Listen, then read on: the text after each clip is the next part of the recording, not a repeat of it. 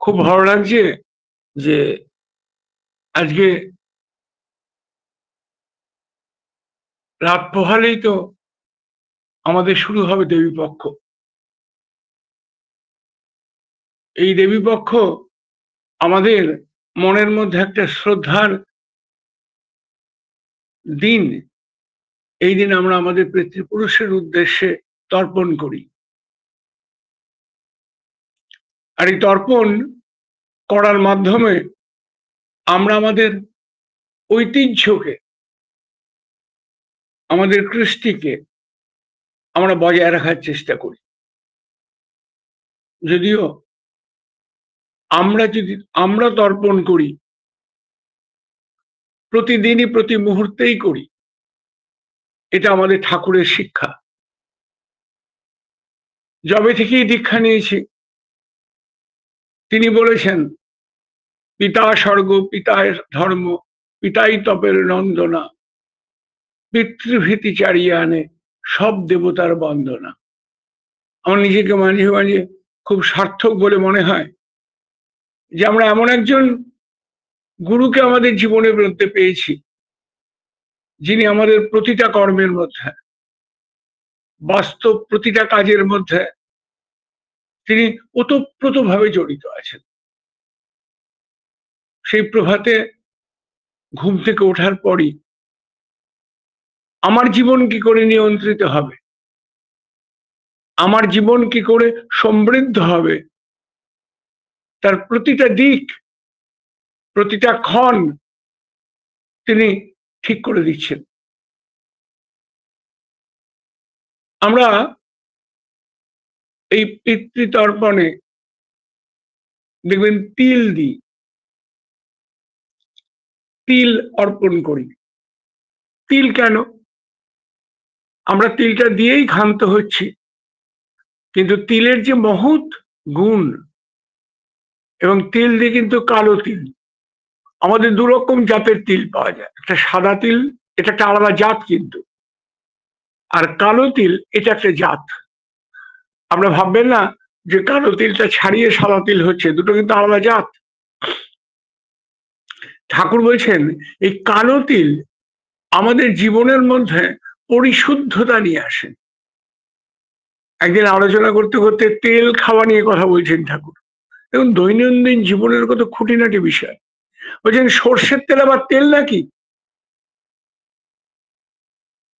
তেল হচ্ছে তিল তেল। এখন বিজ্ঞানীরা প্রমাণ করে দেখছেন তিলের একটা অদ্ভুত গুণ আছে। এই তেল আমাদের নার্ভের মধ্যে ঢুকে যায়, ঢুকে গিয়ে তা ফ্যাটকে গলিয়ে দেয়। আমাদের যে ট্রাইগ্লিসারিড হয়, অনেকেরই কোলেস্টেরল বাড়ে, ট্রাইগ্লিসারিড হয়, এই মোমের মতো পদার্থগুলো আমাদের শিরা মধ্যে প্রবেশ করে ওটাকে মোটা করে দেয় ভেতরটাকে। তখন যখন ব্লাড যখন ফ্লো করে, তখন যখন সরু হয়ে যায় জায়গাটা, তার ফ্লো বেড়ে যায় এবং সেটা হিট করে, তখন স্ট্রোক হয়। তো বলছে এটা ট্রাইগ্লিসারিডকে কমিয়ে দিতে পারে, কোলেস্টেরল কমাতে পারে। দেখুন আমাদের কি সুন্দর বিধান, কি সুন্দর আমাদের নিয়ম নীতি। ঠাকুর বলছেন কালো তিল একটু ঘষে নিতে হয়, আর ঘষে নিলে তার কালো অংশটা চলে গেলে একটা হালকা খয়েরি রঙের ভাব আসে। ওই তিলটা বলছেন রোজ খাওয়ার জন্য। একদিন আলোচনা করতে করতে বলছেন যে আচ্ছা, ভাত যখন রান্না করো না, তখন ভাতের মধ্যে ওই 1 চামচ তিল দিয়ে দিলে ভালো হয়। তখন কাছে বসে আছেন একজন, তিনি বলছেন ফ্যান গাললে তো চলে যাবে। ভাতে ফ্যান গালতে কয় কেডা? ভাতের ফ্যান গাললে তো সবই চলে গেল। জলের এমন মাপ নিতে হয় যাতে ফ্যান না গালতে হয়। চালটা ভালো করে ধুয়ে নিয়ে তার সাথে যদি 1 চামচ তিল দিয়ে ওই ভাত রান্না করা যায় না, তাহলে তা প্রভূত উপকারী হয়। এরকম বলছেন আনন্দবাজারের রান্নার মধ্যে একটু করে তিল দিয়ে দিলে কেমন হয়। তিলের প্রশংসা করতে রাখছেন তিনি। আমরা এতদিন তো তিলটাকে খালি পূজা, যজ্ঞ, এই তর্পণ এর মধ্যে আমরা সীমাবদ্ধ রেখেছি। কে কদিন বলেন তো, আপনারা যারা তিল জল দান করেন তারপর বাড়িতে এসে তিল খান কজনা? না, বেশিরভাগ মানুষই খাই না। আর যদিও আমি নিজেও যদি আমরা খাই তাহলে সাদা তিল খাই। তিনি ধর্মটাকে আমাদের জীবনের মধ্যে প্রবেশ করিয়ে দিলেন, জীবনের মধ্যে প্রবেশ কর, কারণ জীবন নির্ভর করে আমাদের স্বাস্থ্যের উপরে। ওই জন্য তিনি বলছেন শ্রীবিগ্রহের মন্দির ভেবে যত্ন করি শরীরটাকে। এটা বিগ্রহের মন্দির। দেখুন, ধর্ম আলোচনা করতে যখন যাচ্ছি, আপনি যদি ইউটিউব খোলেন কিংবা আবার কোনো অনুষ্ঠান শোনেন, তাহলে দেখবেন এর মধ্যে কি এরকম ভাবে আলোচনা আছে। অথচ ঠাকুর সমস্ত বিষয় নিয়ে কথা বলছেন। খাদ্য নিয়ে, আমাদের চলা কেমন হবে, আমাদের বলা কেমন হবে, আমরা কি করে লোকের সাথে কথা বলবো, আমাদের ঘুম থেকে উঠে আমাদের দৃষ্টি কেমন হবে, আমাদের তাকানোটা কেমন হবে, আমরা বিছানাটা কেমন করে পাতবো, সব বিষয় নিয়ে কথা বলছেন। একজন কে তিনি বলেছেন একটা বই নিয়ে আসার জন্য। ঠাকুর ঘরের একটা বিশাল বইয়ের ভান্ডার ছিল, এখন তো সরিয়ে নিয়ে আমাদের মেমোরিয়াতে রাখা আছে। ঘরের মধ্যে একটা ডিকশনারি বের করতে বলেছেন। তা যিনি বের করেছেন তাকে বলছেন, এই তুই এটা কি করলি, পাশের বইগুলো নড়ে গেল না? তো তিনি তাড়াতাড়ি সচকিত হচ্ছেন, তাকিয়ে বলছেন, শোন, ওই বইগুলোর কিন্তু প্রাণ আছে। আমরা ভাবি আমাদের প্রাণ, প্রাণ বলতে আমরা বুঝি আমাদেরকে আছে, কীট পতঙ্গ, এই সমস্ত জন্তু জানোয়ার, পিঁপড়ে, সমস্ত পাখি যা আছে, প্লাস উদ্ভিদের প্রাণ আছে। কিন্তু একটা নির্জীব পদার্থ, একটা বস্তু, ম্যাটার, তার প্রাণ আছে? তিনি বললেন, হ্যাঁ আছে। প্রাণের লক্ষণ হচ্ছে তার মুভমেন্ট। প্রাণের লক্ষণ হচ্ছে মুভমেন্ট। আর ওই যে কোনো বস্তুর মধ্যে ইলেকট্রন, প্রোটন, নিউট্রন যেগুলো আছে, তার মধ্যে ইলেকট্রন থ্রব করছে। তাহলে আমরা চোখে দেখতে পাচ্ছি না, কিন্তু ওর মধ্যে ওর মতো করে প্রাণ আছে। ঠাকুর তাকিয়ে বলছেন, দেখ, আমি শক্তি এবং বস্তু বুঝি না, স্পিরিট এবং ম্যাটার বুঝি না। আমি বুঝি নয় সব ম্যাটার আর নয় সব স্পিরিট। প্রত্যেকটা বস্তুর মধ্যে প্রাণ রয়েছে। তাই যখন মর্যাদা দেবে না, তখন প্রতিটা বস্তুকে মর্যাদা দেবে। কি অদ্ভুত কথা! আমার দিদি শাশুড়ি সুধামা ঘর ঝাড় দিচ্ছেন। তো ঘর ঝাড় দেওয়ার পরে ওই ঝাঁটাটা নর্মালি আমরা ঝাড় হয়ে গেলে একটু অবহেলায় সরিয়ে দিই, হয়তো পা দিয়ে একটু ঠেলে দিয়েছেন। ঠাকুর উপস্থিত, ঠাকুর তারা মাঝে মাঝে চলে আসতেন ঘরের মধ্যে। কি করলিটা কি, ওকে অপমান করলি, প্রণাম কর, ও তোর ঘর পরিষ্কার করে। কোনোদিন কি আপনারা করেছেন ঝাঁটাকেও নমস্কার করেছেন? ঠাকুর শেখালেন প্রত্যেকটা বস্তুর মধ্যে জীবন, আমরা যাকে প্রাণ বলি, সেই প্রাণ আছে। আমরা আমাদের প্রাণের সংজ্ঞাটা, আমাদের প্রাণের যে ডেফিনেশনটা আমরা নিজেদের মতো তৈরি করে নিয়েছি। ঠাকুর তাকিয়ে একজন বলছেন, ঠাকুর, এই গ্রহ নক্ষত্রের মধ্যে প্রাণ আছে কোথাও? ঠাকুর বলে, আছে। কিরকম? বলছেন, যেরকম ভাবে আছে, আমরা হয়তো সেই প্রাণের অস্তিত্বকে আমাদের মতো করে অনুভব করতে পারবো না, কিন্তু তাদের মতো করে সেখানে আছে। এবং সেই প্রাণের উন্নতি কিন্তু আমাদের থেকেও বেশি।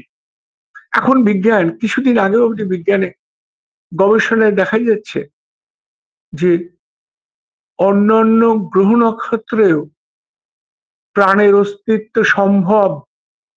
এবং বড় বড় বিজ্ঞানীরা বলছেন আমাদের থেকেও উন্নত সভ্যতা আছে।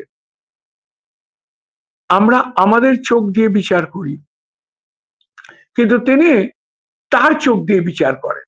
আর তাই জন্য তিনি বলছেন আমি বসে থেকে দেখতে পাই কি জানিস, অসংখ্য ফোটন কণা পড়ছে পৃথিবীতে, অসংখ্য ফোটন কণা পৃথিবীতে পড়ছে, তিনি খালি চোখে দেখছেন। যাকে বলছেন তিনি বলছেন আমি তো দেখতে পাচ্ছি না। যেটা খুব ভালো করে দেখ, খুব ভালো করে দেখলে তুইও অনুভব করতে পারবি। তিনি পরমাণুর অন্তঃস্থলে প্রবেশ করছেন। সেখানে আজ অব্দি কেউ ইলেকট্রনের নর্তন দেখেনি। এটা ক্যালকুলেশনের ব্যাপার, অঙ্ক কষে বের করা যায়। ইলেকট্রন গুলো নিউক্লিয়াসে প্রোটন এবং নিউট্রনের চতুষ্পার্শ্বে তারা মুভ করছে। যে মুভ করাটা একটা নৃত্য, আর ওই নৃত্যের যে ভঙ্গিমা, তার থেকে আমরা শিবের নৃত্য, ওই নটরাজের কল্পনা করেছি। মুনি ঋষিরা ওই ধ্যানে অনুভব করেছিলেন, এবং অনুভবটাকে তারা নটরাজের, যে আমরা শিবের নাচ বলি না, ওই শিবের যে নৃত্য, ওই নৃত্যের যে ভঙ্গিমা, ওই ইলেকট্রনের থ্রব, ইলেকট্রনের একটা ওরকম নর্তন কম্পন আছে যা আর কি দেখা যায় না, কিন্তু তাকে বৈজ্ঞানিক অঙ্ক দিয়ে কষে প্রমাণ করা যায়। এক একটা নর্তন এক এক রকম কণার সৃষ্টি করেছে। সোনার মধ্যে যে ইলেকট্রনের নর্তন, সবার মধ্যেই কিন্তু ইলেকট্রন প্রোটন নিউট্রন আছে প্রত্যেকের মধ্যে, এটা বেসিক ব্যাপার। কিন্তু একটা বস্তু আর একটা বস্তুর থেকে আলাদা, তার কারণে ইলেকট্রনের সংখ্যা আলাদা এবং ইলেকট্রনের নর্তন আলাদা, একই ভাবে নর্তন তারা ডিজাইন করেছেন। আমাদের মুনি ঋষিরা অনুভব করেছেন, তাই শিব তার নর্তন, নটরাজের নর্তন বলেছেন। আমরা ওই নটরাজ নিয়ে মেতে আছি, কিন্তু ইলেকট্রনের কথা ভাবছি না। আমাদের ধর্ম আচরণটা সবসময় বিজ্ঞানসম্মত হয়নি, আর সেই জন্য আমরা ধার্মিক, কিন্তু আমরা উন্নত নই। আমরা ধার্মিক, কিন্তু অলিম্পিকে আমাদের মেডেলের সংখ্যা মাত্র 6 কি 7। আর চীন, সে তথাকথিত স্পিরিচুয়ালিজমের মধ্যে নাই, আমাদের মতো নাই, সেখানে অত মন্দির নাই, কিন্তু তারা 192টা মেডেল নিয়ে বসে আছে, সোনার পদক নিয়ে বসে আছে। কি করে হলো? ঠাকুরকে জিজ্ঞেস করা হয়েছে, ঠাকুর, চীন তো আমাদের মতো ধর্ম পথে চলে না, তাহলে ওরা এত ডেভেলপ হলো কি করে? ঠিক আছে, কি হয় দেখ, ফোন নম্বরে ফোনও তো ধরে না। একজন কথা বলছেন, আপনারা একটু তাকে বন্ধ করান। এখানে একজন কথা বলছেন, উল্লাস বলে নাম, আপনি বন্ধ একটু করিয়ে দিন তাকে। হ্যাঁ, মিউট করে দিন। চীন অত ডেভেলপড হলো কি করে? ঠাকুর তাকিয়ে বলছেন, ওরা কথায় ধর্ম বলে না, কিন্তু আচরণে ধর্ম মানে, আচরণের মধ্যে ধর্ম করে। অর্থাৎ তাদের মেনে চলাটা ধর্মসঙ্গত, তারা মুখে বলে না। আর আমরা মুখে সব বলি, মুখে আমরা পৃথিবীকে মেরে ফেলবো, মুখে ভাবের কত কথা বলবো, কত আচরণ করব, কিন্তু কত কীর্তনে লাভ দেবো, এক একটা কীর্তনে লাভ দিচ্ছে, কি নাচছে, কিন্তু ওকে বলুন একটু হাই জাম্প দিতে, একটা ইন্ডিয়ান মডেল আনতে, কীর্তনে এত শক্তি এত পাওয়ার, তো দু একটা হাই জাম্প দিয়ে দু একটা স্বর্ণ পদক নিয়ে না, আমাদের তো ইন্ডিয়ার মান বৃদ্ধি হয়। ওখানটা আমরা নেই, আমরা কীর্তন করব, কিন্তু আমরা হাই জাম্প দেবো না, পুরোনো যুগে ফিরে যাই। আপনার আলোচনা পত্রিকার মধ্যে এখন বেরোচ্ছে, পাবেন, আলোচনা প্রসঙ্গে ঠাকুর বলছেন, আমার মনে হয় কি জানো, সালটা 1923, আমার মনে হয় জানো, প্রত্যেকটা মেয়ের জুজুৎসু শেখা উচিত। কারণ মেয়েদের আত্মরক্ষা করা মেয়েদের ধর্ম। চিন্তা করুন, রান্নার কথা বলেছেন তিনি, আবার তিনি এও বলছেন স্বামী সেবার কথা বলেছেন, আবার এও বলছেন মেয়েদের জুজুৎসু শেখা উচিত। আপনি করেছেন? আপনার স্ত্রীকে বলেছেন আপনার মেয়েকে বলেছেন মা ক্যারাটে ক্লাসে ভর্তি হয়? ঠাকুর 1923-তে বলেছেন। আর আজকে যে আরজি করে এই সমস্ত কাণ্ডগুলো ঘটলো মেয়েটার সাথে, আমরা শিক্ষিত করেছি, কিন্তু আমরা ধর্ম আচরণ করাইনি। আমরা প্রণাম করা শিখিয়েছি, পুজো করা শিখিয়েছি, বিশাল করে উৎসব করা শিখিয়েছি। কিছুদিন পরে দুর্গা মহোৎসব শুরু হয়ে যাবে, বিশাল করে করিয়েছি, কিন্তু আমরা শিখিয়েছি আমার বাচ্চাটাকে যে তুমি মা ক্যারাটেটা শেখো, এটা তোমার জীবনের প্রয়োজন। ঠাকুরকে আমরা নিয়েছি, কিন্তু আশীর্বাদ চেয়েছি, কিন্তু অনুশাসনবাদ আমরা মানিনি। ওই জন্যই ঠাকুর কৃষ্ণদাকে একটা চিঠি লিখলেন, তার চিঠির মধ্যে চিঠিটা পাবেন। আর সেই চিঠিটার অংশটা সত্যানুসরণের প্রথমে লেখা আছে।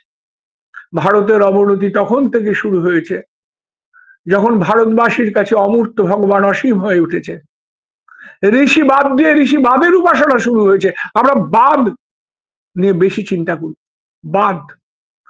তিনি কি বলেছেন এটা নিয়ে বেশি চর্চা, কিন্তু তাকে অনুসরণ নেয়। তিনি যেটা বলেছেন সেটা মূর্ত তখন হয় যখন আমরা তাকে ভালোবাসি। বাস্তবিকত ভাবে আমরা আমাদের ভগবানকে ভালোবাসি না। বিশ্বাস করুন, আমি তো বাসিই না, কিন্তু তিনি আমাকে খুব ভালোবাসেন, ভীষণ ভালোবাসেন। প্রতি মুহূর্তে আমি টের পাই তিনি আমাকে ভালোবাসেন। এইটুকুর জন্য আমি বেঁচে আছি। প্রবল বৃষ্টি, বাড়িটা সামনে পেছন, এগুলো হয়, আপনাদেরও হয় বোধ হয়। আমরা বেরোনোর সময় মনে হলো দেখিস সাবধানে, পাটা কিন্তু পিছলে যাবে। কে নক করলেন? তিনি। এই ভেতরে চেতন স্বরূপ তিনি নক করছেন প্রতি মুহূর্তে, প্রতি মুহূর্তে আমাদের নক করছেন। কিন্তু আমরা এমন অপদার্থ যে আমরা ভুলে গেছি বুদ্ধদেবের ত্রিশরণ মন্ত্র, বুদ্ধং শরণং গচ্ছামি, ধর্মং শরণং গচ্ছামি, সংঘং শরণং গচ্ছামি। আমরা ধর্ম নিয়ে মাতামাতি করছি, বুদ্ধ নিয়ে নয়। জীবনে ধর্ম তখনই মূর্ত হয় যখন মানুষ কেন্দ্রায়িত হয় আদর্শে, যখন মানুষ আদর্শের প্রতি নিজেকে নষ্ট করে, যখন আদর্শকে তার ভালো লাগে। এই ভালো লাগা থেকে ধর্ম আচরণ আসবে। যদি ধর্ম আচরণ থেকে ভালোবাসা আসে, আমার মনে হয় সেটার কার্যকারিতা অনেক অংশ কম। ওই জন্য উপনিষদ বলছেন প্রণিপাতেন পরিপ্রশ্নেন সেবয়া। প্রথম প্রণিপাত করো, প্রথম ভালোবাসার চাষ করো। আমি তোমাকে ভালোবাসি। বলবেন ভালোবাসা আসছে তো কিভাবে আসবে? ভালোবাসার চাষ করতে হয়, ভালোবাসা গজায়। আর ভালোবাসতে গেলে কড়া লাগে, তার জন্য কড়া লাগে, করতে করতে ভালোবাসা আসে, চলতে চলতে ভালোবাসা আসে। তাকে ভালো লাগে, যুক্তিবিহীন ভালো লাগে, এখানে কোনো যুক্তি নাই। আর যখন ভালো লাগে তখন তার কথা লোকের কাছে বলার জন্য পড়া লাগে। ঋত্বিকাচার্য কৃষ্ণভূষণ ভট্টাচার্যের বাড়িতে আমি গেছি, গিয়ে দেখেছি কি নেই, মানে সমস্ত বই ঘরের মধ্যে, আলমারির মধ্যে ভর্তি, সমস্ত পৃথিবীর গ্রন্থ আছে। মারা যাবেন যখন, তার আগের কিছুদিন আগেও ঠাকুর বই পাঠিয়েছেন, বিখ্যাত সমস্ত গ্রন্থরাজি। আপনার আলোচনা প্রসঙ্গের মধ্যে পড়বেন, প্রতুলদীপ্তির মধ্যে পড়ছি, লাস্ট প্রথম খণ্ড বেরিয়েছে, পড়বেন। তিনি বই পাঠিয়েছেন কৃষ্ণপ্রসন্নকে, তিনি পড়ে এসে ঠাকুরের কাছে গল্প করবেন, আর ঠাকুর সেগুলো শুনবেন। শুনে ঠাকুরকে উদ্বুদ্ধ করছেন। চিন্তা করুন, ভগবানকে জাগ্রত করে তুলতে হয় ভালোবাসার দ্বারা, প্রেম দ্বারা। ওই জন্য তিনি যখন বলছেন ঠাকুরকে, ঠাকুর আপনি একটু ইংরেজিতে বানিয়ে দিলে বড় ভালো হয়। ঠাকুর বলছেন আমি তো ইংরেজি সেন্টেন্স কোনোদিন একসাথে বলি নাই, হয়তো কিছু কিছু ওয়ার্ড বলেছি, আমি কি করে বলবো, আমি তো ইংরেজি শিখিনি। ঠাকুর তাকায় বলছেন ঠাকুরের দিকে তাকিয়ে তিনি বলছেন, পৃথিবীর তো বড় দুর্দিন না? আমরা যেমন বাংলা ভাষায় বুঝি, কিন্তু ইংরেজি তো সার্বজনীন ভাষা, আর তাকে অনুবাদ করলে আপনার কথা তো আসে না। তো মানুষের কি হবে ঠাকুর? আরতি। মানুষের কি হবে? এটা হচ্ছে ভালোবাসা। মানুষের কি হবে? আর মানুষের কি হবে তার জন্য কার কাছে নিবেদন করব? আমাদের না অনেকেই বলি যাজন করে দীক্ষা হচ্ছে না। আমি বলছি তুমি তুমি যখন যাজন করতে যাও তখন হয় না। তুমি প্রথম যাজিত হও। তুমি কি ভগবানের কাছে কাঁদো? মানুষের বড় দুঃখ, মানুষের বড় বেদনা, মানুষের বড় হতাশা, হে প্রভু আমি পারবো, আমি পারবো, তোমার দয়া হলে আমি পারবো। আর দয়া মানে তো রক্ষা করা। আমি যেন তোমাকে চিরজীবন রক্ষা করি, প্রতি মুহূর্তে রক্ষা করি, ঘুম থেকে উঠে রক্ষা করি, আমার চলায় রক্ষা করি, আমার আচরণে রক্ষা করি। তাহলে দেখবেন যে লোকটাকে আপনি বলতে যাচ্ছেন সেই লোকটা মুগ্ধ হয়ে যাবে, সেই লোকটা আপনার কথা শুনবে। কালকে আমি ভাটপাড়ার সৎসঙ্গে গেছি। একটি লোক, সম্ভ্রান্ত লোক, উচ্চ পদে চাকরি করে, তার ছেলেরা সমস্ত বড় হয়েছে। তিনি বলছেন আমার জীবনের দুঃখের শেষ নাই, সব মানুষ করেছি আর সব বাড়ি ছেড়ে চলে গেছে, আমার মনে হচ্ছে আমার জীবনটা চলে গেলেই হয়। তা আমি তাকিয়ে বললাম, আপনি এখন জীবনটা দিতে চাইছেন, মানে শেষ করতে চাইছেন, তাহলে যেটুকুনি বাকি আছে, বয়স কত? 70। আর বাকি 30 বছর আমাদের দিন না, দিন না, আমরা সেটাকে কাজে লাগাই। আপনার নাম তো সুব্রত নয়, আপনাকে বাবা মা সুব্রত নাম দিয়েছেন। আপনি অনামী মানুষ, আপনার কোনো দুঃখ নাই। যে চেতন স্বরূপ তিনি আপনার মধ্যে বসে আছেন, তার জীবনে দুঃখ নেই, তিনি চির আনন্দময়। আমাদের আচার্যদেব বলছেন যে আনন্দ করো, জীবনের সত্য হচ্ছে আনন্দ করা। দুঃখটা খালি আনন্দ চেপে রাখলে যা হয় তার ছায়া। যেমন অন্ধকার বলে কিছু নেই, আলোর নিচে হাত পাতলেই অন্ধকার হয়, অন্ধকারের অস্তিত্ব নেই, আলোর অস্তিত্ব আছে। তেমনি কষ্টের অস্তিত্ব নেই, কষ্ট পায় শরীর, যা অবলম্বন করে আছি। বাড়ি তো জীর্ণ হয়, আবার রিপেয়ার করলে ঠিক হয়। তেমনি বাড়িটা কিন্তু আমি না, বাড়িতে আমি বাস করি, তাই আমার কোনো কষ্ট নাই, আমি চির আনন্দের ময় হয়ে রয়েছি। খালি আমি ভুলে গেছি, আমি দেহর দিকে মন রেখে দিয়েছি। মনের দুটো দিক, একটা দেহের দিক, যখন দেহের দিক তখন কষ্ট। এই দেহের দিক থেকে মনের দিকে, এই আত্মার দিকে, পরমাত্মার দিকে মনকে নিয়ে যাওয়াটাই সাধনা। আমি চিরচেতন, আমি রোজ প্রতিজ্ঞা করি। দেখুন কি সুন্দর ঠাকুরের নিয়ম, কষ্ট অতিক্রম করার জন্য তিনি বলছেন, তুমি বলো তুমি চিরচেতন, তোমার দুঃখ নাই, কষ্ট নাই, তুমি তো অক্রোধী, তুমি ক্রোধী নও, তুমি তো অমানী, তোমার তো মান নেই। সত্যিকারের তুমি যে চেতন স্বরূপ রয়েছ না, এই শরীরটাকে অবলম্বন করে, সে কিন্তু ক্রোধী না, সে কিন্তু কাম লোভজিৎ বসু ভুলে রয়েছে তুমি, কারণ তোমার মন দেহমুখী রয়েছে। এই দেহমুখী মনকে তুমি চেতনমুখী করো। আর যখন চেতনমুখী করবে তখন দেখবে সমস্ত দুঃখ কষ্টের পারে তুমি চলে গেছো, সমস্ত অতিক্রম করতে পেরেছ, তুমি এই মহান আনন্দময় পৃথিবীকে অনুভব করতে পারছো। আর তখন তোমার মনে হবে, আমি ওই লোকটিকে বললাম আমি সুব্রত নই, সুব্রতকে তুমি অপমান করতে পারো, এই দেহধারী সুব্রতকে অপমান করতে পারো, কিন্তু যে অনামী পুরুষ রয়েছি আমি, তাকে তুমি কখনো অপমান করতে পারো না। আর করলেও তা তার গায়ে লাগে না, কারণ তিনি সবকিছুর ঊর্ধ্বে, সবকিছুর অভাবে তিনি। তা আমি তাকে বললাম জীবনটাকে আমাকে দিন না, আমি জীবনটাকে, আমরা সবাই মিলে আনন্দময় করে দেবো। বাকি 30 বছর, 70 বছর কাটিয়ে দিয়েছেন দুঃখের মধ্যে, এবার অমৃত সাগরে অবগাহন করুন। তো উনি শুনে ভীষণ আনন্দিত হলেন, ভীষণ ভীষণ ভাবে আনন্দিত, মানে আসবো আমি, একটা নতুন জীবনের বোধহয় উনি সন্ধান পেতে চলেছেন। তা এইটা আমাদের দেওয়া। তা কৃষ্ণদা ঠাকুরের দিকে তাকিয়ে বলছেন, ঠাকুর দিন না, সর্বজনীন মঙ্গলের একটা উপায় আপনি ইংরেজিতে বলুন। আর ঠাকুর নানা করছেন। ভগবানকে ভক্ত পারে উদ্বুদ্ধ করতে। কি অদ্ভুত কথা! ভগবান আমাদের উদ্বুদ্ধ করবেন, আর আমরা ভগবানকে উদ্বুদ্ধ করছি। কি অদ্ভুত না? সে আমার একটা ঘটনা মনে পড়ে গেল, আমি প্রসঙ্গটা আসার আগে বলছি। আমার কাছে আসতেন সুপ্রিম কোর্টের অ্যাডভোকেট, তিনি চেতলা থাকতেন, তিনি মর্মথনাথ। আমাদের বাড়িতে খুব আসতেন। একটা ঠাকুরের এই দয়ায় তার সাথে আমাদের একটা যোগাযোগ হয়ে গেছিল। তা তিনি বলছেন যে একদিন ঠাকুর বাড়িতে গেছি, বরিশালের তিনি থাকতেন। ঠাকুর বাড়িতে গিয়ে দেখি সবাই দৌড়াচ্ছে। তা আমি কাউকে প্রশ্ন করব কি, সবাই দৌড়াচ্ছে, আমিও দৌড়াতে লাগলাম। সবাইকে কি জানি কি হচ্ছে। তা দৌড়াতে দৌড়াতেই বলছি একজন মানুষকে, আরে ভাই দৌড়াচ্ছ কেন?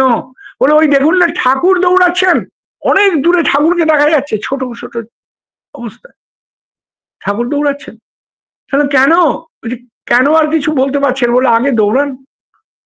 আমি দৌড়াতে দৌড়াতে এসে দেখেছি যে ঠাকুর তখন পদ্মা অনেক নিচে দিয়ে বইছে, বাঁধের অনেক নিচে তখন পদ্মা।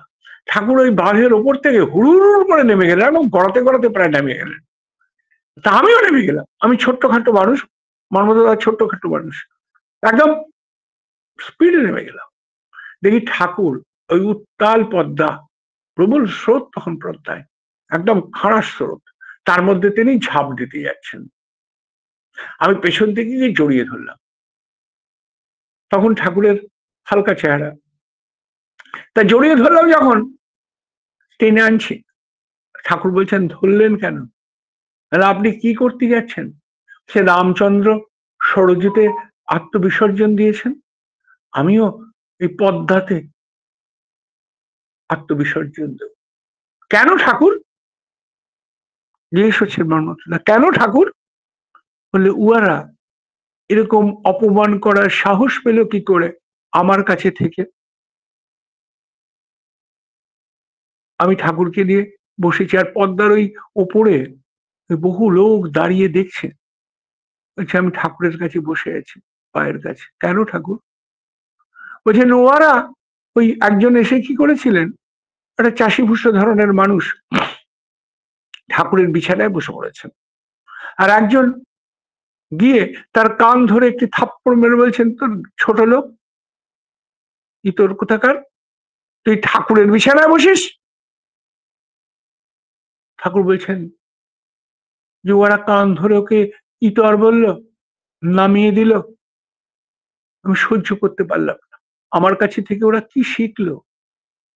তাই মনে হয় এই দেহে এর পরিবর্তন করা সম্ভব না। মর্মতদা কেঁদে দিয়েছেন, মর্মতদা গল্প করছেন এগুলো, কিন্তু আমাকে, আমি তার কাছে শোনা গল্প করছি। ঠাকুর দয়াল, আপনি একটা মানুষের জন্য প্রাণ বিসর্জন করছেন, আমাদের কি হবে? কোটি কোটি মানুষ যে আপনার মুখের দিকে তাকিয়ে আছে, আপনাকে অবলম্বন করে আমরা যে রয়েছি ঠাকুর, আপনার ওই মানুষটার দিকে নজর গেল, আর আমাদের এই কোটি কোটি মানুষের দিকে থেকে আপনি মুখ ফিরিয়ে নিলেন, আমরা কোথায় যাব? ঠাকুর হেসে ফেলেছেন, একদম সহজ শিশুর মতো ছিলেন। তো এই যেমন বাচ্চার ঘন ঘন ভাবের পরিবর্তন হয়, আপনাকে দেখবেন বাচ্চাটা খুব কাঁদছে, আমার এটা প্রায় দেখি আমি, হাউমাউ করে কাঁদছে, আবার এক মুহূর্তের মধ্যে হাসতে আরম্ভ করলো। কি অদ্ভুত দৃশ্য বাচ্চাদের মধ্যেই দেখা যায়, আর ঠাকুরের মধ্যেও দেখা যায় একদম মুহূর্তের পরিবর্তন, মুহূর্তের। ওই জন্য ঠাকুরের প্রত্যেকটা ফটোর সাথে আলাদা। আমাদের ভাবের পরিবর্তন হয় না, কিন্তু আমাদের চেঞ্জ হয় না, আমাদের দেখতে চেনা যায়, কিন্তু ঠাকুরকে চেনা খুব মুশকিল। এই মুহূর্তে একরকম, পরের মুহূর্তে আরেক রকম, কারণ ভাবের পরিবর্তনের সাথে সাথে তার চেহারার পরিবর্তন হয়ে যায়। এবার দুজনে উঠে দাঁড়িয়েছেন, ফেরার পালা। ঠাকুর বলছেন মর্মতদা কাঁধে নেন, মানে অনেকটা দৌড়েছেন, নেমেছেন তো, কাঁধে নেন। তা মর্মতদা ঠাকুরকে কাঁধে নিলেন, নিয়ে ওই বাঁধ বেয়ে উঠছেন। তা মর্মতদা জিজ্ঞেস করছেন, ঠাকুর একটা কথা বলবো? বুঝছেন, বলেন। যে ভগবানই তো সবাইকে কাঁধে নিয়ে রাখেন, এই দুনিয়াকে তো তিনি কাঁধে নিয়েছেন, আর আমি ভগবানকে কাঁধে নিয়েছি, এটা আশ্চর্যের নয়? তা ঠাকুর আরো জড়িয়ে ধরলেন গলাটা, কানের কাছে মুখ নিয়ে বললেন, জীবন তখনই সার্থক যখন মানুষ ভগবানকে কাঁধে নেয়। জীবন তখনই সার্থক যখন মানুষ ভগবানকে কাঁধে নেয়। আমরা সবাই ভগবানের কাঁধে উঠতেই চাই, আমরা সবাই ভগবানের কাঁধে উঠতে চাই। দেখেন না, আমরা যখন কথা বলি তখন ঠাকুর অনুকূল চন্দ্র বলেছেন ভগবান ভাঙিয়ে চলতে চাই। সেই জন্যই মানুষ আমাদের বড় গুরুত্ব দেয় না। প্রভু আমি এমন কবে হব, আমায় দেখে বলবে সবে তুমি আছো জীবন বল্লভ। তুমি রাস্তা দিয়ে যাচ্ছ, লোকে দৌড়ে তোমার কাছে ছুটে আসে, কখনো কখনো দৌড়ে ছুটে আসে, তোমাকে এসে বলে আপনার সাথে একটু কথা বলবো। হয় কখনো, যদি হয় কখনো, তখন বুঝবেন সেই মুহূর্তের জন্য আপনি ঠাকুরের মানুষ হয়েছেন। যখন আপনাকে দেখে লোকে চিনবে আপনার ঠাকুর অনুকূল চন্দ্রকে দেখে, ঠাকুর দেখে নয় কিন্তু আপনাকে দেখে, এটা ঠাকুর চেয়েছেন। যাই হোক, কৃষ্ণ প্রসন্ন তো ঠাকুরের কাছে আবদার ধরে বসলেন, একদম আবদার। আর সে আবদার মানে নাছর বান্দা, মানে যে বান্দা কখনো ছাড়বে না, নাছর বান্দা। তা ঠাকুর বাথরুমে গেছেন, আর অত বড় পণ্ডিত কৃষ্ণপ্রসন্ন ভট্টাচার্য, অত বড় পণ্ডিত, তিনি বাইরে দাঁড়িয়ে আছেন। ঠাকুর দূর থেকে বলছেন, কেশবদা এসে গেছে। সবসময় পকেটে ডায়েরি আর পেনটা থাকতো, এসে গেছে লেখেন।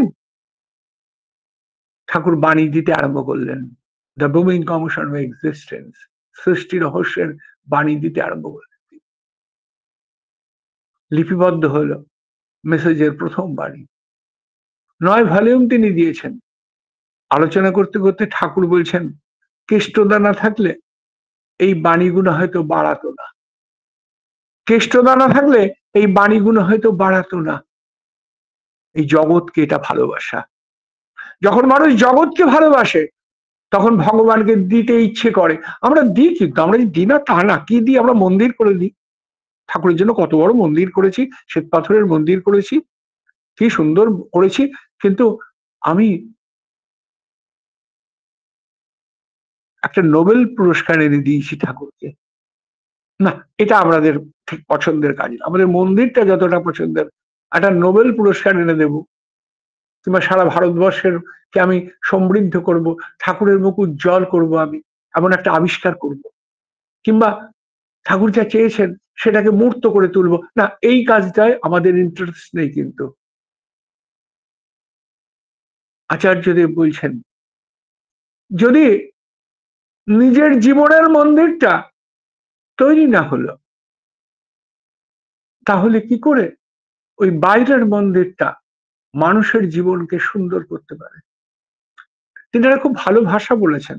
তিনি বলছেন, জীবন যদি সম্পৃক্ত না হলো, সম্পৃক্ত মানে সংযোগ, যদি ঈশ্বরের সাথে আমার সংযোগ না ঘটলো, তাহলে এই বাইরের কাঠামোর যে মন্দিরটা, সেই মন্দিরটা কি করে জীবনকে সম্পৃক্ত করবে?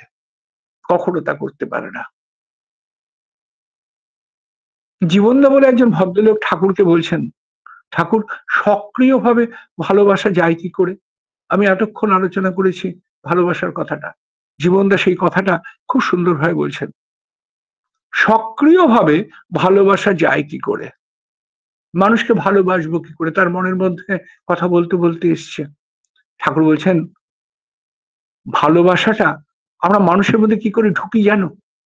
একটা মানুষ আমাকে কি করে ভালোবাসে? এই যে অপরাজিতা আমাকে ভালোবাসে, কিংবা আমি অপরাজিতাকে ভালোবাসি, কি করে জানো? ঠাকুর উত্তর দিচ্ছেন, আমরা ব্যবহারকে অবলম্বন করে মানুষের মধ্যে ঢুকি। অর্থাৎ আমাদের ব্যবহারের দ্বারা আমি মানুষের মধ্যে কিন্তু এন্ট্রি নিই। আর ব্যবহারটা কি জানো? পরিচর্যা। আমরা পরিচর্যা করতে হবে, কিন্তু বলছেন কি জানেন? যাতে মানুষের ভালো হয় প্রতি মুহূর্তে তাই করতে হয়। আর যখন তা করতে থাকি, আর এই করতে করতে আমাদের মধ্যে একটা ভালোবাসা গুজিয়ে ওঠে। ওই জন্য আমার একটা লাইন না, ঠাকুর বলছেন ছোটবেলায় খুব মনে ধরেছিল। একটা যাত্রার লাইন, সেটা আমার এখনো মনে আছে। সেটা হচ্ছে ভালোবাসার নিদানে পালিয়ে যাবার বিধান বধূ পেলে কোনখানে। বধূ মানে প্রিয়জন। বলছেন যখন ভালোবাসা আসে তখন সে তোমাকে ছেড়ে কখনো যেতে পারে না। সেটা আমার এখনো মনে আছে। তাই ঠাকুর বলছেন আমার মনে হয় ভালোবাসা দিয়ে সব জয় করা যায়। যে জানো, ছোটবেলায় আমি মাঠে যেতাম, তখন আমি খুব ছোট, দোনা মানে ছোট পাত্রটা, তার মধ্যে মুড়ি দিত, আর মুড়ি নিয়ে ওই মাঠে গিয়ে মুড়ি খেতাম। আর আশেপাশে অনেক পাখি দেখতাম, পাখিগুলো কাছে আসতো কিন্তু আমার দিকে সন্দেহ চোখে তাকাতো, টেরিয়ে টেরিয়ে তাকাতো। তা আমি মুড়ি খাই, আর যেই তাকাতাম তারা আর আসে না। তা আমি তখন কি করলাম, আমি আর ওদের দিকে তাকালাম না, ওদের দিকে আমি একটু মুড়ি দিতে লাগলাম। আমিও খাচ্ছি, ওরাও খেতে লাগলো। শেষ পর্যন্ত ওরা আমার হাতের উপর চলে এলো, এসে আমার দোনা থেকে মুড়ি খেতে লাগলো। তারপর কি হলো জানো, দঙ্গল পাখির চলে আসতো, 25টা 50টা পাখি চলে আসতো, দোয়েলও আসতো, এসে না আমার গায়ে ঠোঁট দিয়ে ঠোকরাতো। কি করতো জানো, আমার গায়ের মধ্যে একটু ময়লা টয়লা থাকলে ওরা ঠোঁট দিয়ে খুঁটে খুঁটে আমার শরীর পরিষ্কার করে দিত। ভালোবাসা থাকলে এরকমই হয়। তুমি যখন মানুষের পরিচর্যা করবে তখন দেখবে মানুষ, মানুষ কেন, পক্ষী, পক্ষী, জন্তু, গাছ, গাছও তোমার পরিচর্যা করার জন্য ব্যস্ত। আমার একটা গাছটায় একটা বাইরেতে গাছ আছে, বড় আম গাছ, বিশাল আম গাছ। তা আমি ওকে ফ্রেন্ড বানিয়েছি, আমার বন্ধু। তা প্রত্যেকবার ওর কাছে যাই যখন, এবারে আম হলে পরের বার আম হয় না, তা আমি গিয়ে বললাম বন্ধু এবার কি আম হবে না, ওকে জড়িয়ে ধরলাম। তো দেখি সত্যি সত্যিকারের সেবারে এত আম হলো যে আমরা বস্তা বস্তা আম খেয়ে দিয়ে কুলিয়ে লোককে দিয়েও কোলাতে পারছি না। আমার কাছে গিয়ে মনে হয় গাছটা আমাকে খুব ভালোবাসে, ওর সাথে আমার একটা যোগাযোগ হয়ে গেছে। তাই ঠাকুর বলছেন ভালোবাসা মানে পরিচর্যা, আর এই পরিচর্যায় মানুষ বড় আপন হয়। মানুষ কেন, প্রাণ আপন হয়। আর এই পরিচর্যাটা খালি আমরা যাদের লিভিং ভাবি তাদের না, আমাদের ঘরের যে আসবাবপত্র, ঘরের টেবিল, ঘরের বই, ঘরের বিছানা, এই প্রতিটার মধ্যে প্রাণ আছে, তাদেরও পরিচর্যা করতে হবে। আর যদি তা করা যায় তাহলে দেখবেন সত্যিকারের জীবন সমৃদ্ধ হবে, এবং এই মহা আনন্দময়ের কোলে আপনি নিজেকে মেলে দিয়ে আনন্দকে উপলব্ধি করতে পারবেন। আমার 40 মিনিট অতিক্রম হয়ে গেছে, আমরা আবার কোনো বিষয় নিয়ে আবার একদিন আলোচনা করব। জয় গুরু।